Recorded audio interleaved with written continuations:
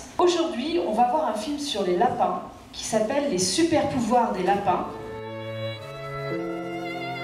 Quelle créature plus innocente que le lapin? Lorsqu'il est domestique, on l'adore comme une peluche vivante.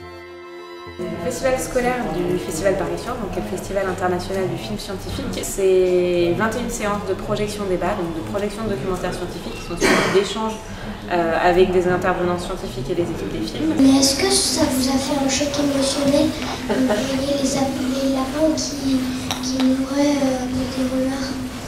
Bien sûr, c'est dur pour nous de voir un petit lapin qui est mangé par un renard.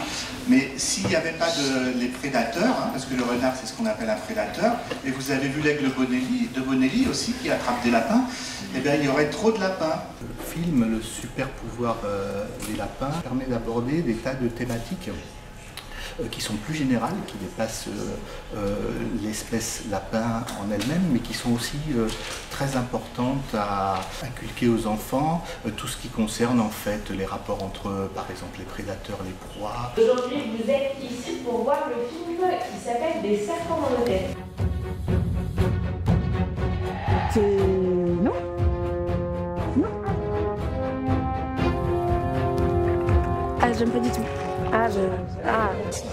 On l'entend pas arriver, donc non. Est-ce que ça se peut qu'il y a des serpents que en fait leur venin il fait rien du tout? Il y a des venins plus ou moins dangereux, mais ça dépend de l'alimentation du serpent. Les serpents sont mal aimés et c'est la raison pour laquelle ce genre de film a un rôle très très important à jouer, parce qu'il permet de démystifier les serpents, de montrer en fait que les serpents ont leur place sur Terre et qu'il faut apprendre à vivre avec.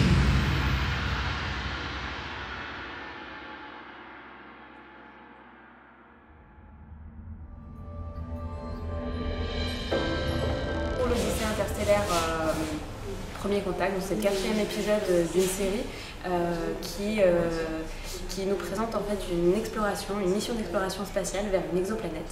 Recherche de la vie ailleurs que sur la planète Terre, elle relève plutôt d'un domaine philosophique à la base. Il y a quelque chose, moi, quand on a commencé ce projet, on parlait avec un chercheur, un scientifique, qui nous disait, c'est quand même extraordinaire que dans toute l'histoire de la Terre, nous sommes les seuls à avoir levé les yeux dans le ciel et regardé les étoiles. Le message essentiel, c'est que, en fait, il n'y a pas de plan B.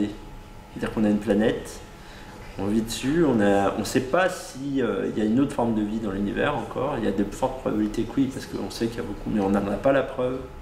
Donc c'est de bien comprendre que la vie, c'est peut-être un phénomène rare, comment ça émerge, et justement de se dire, avant de se tourner ailleurs, d'aller ailleurs, il faut déjà penser à préserver une planète.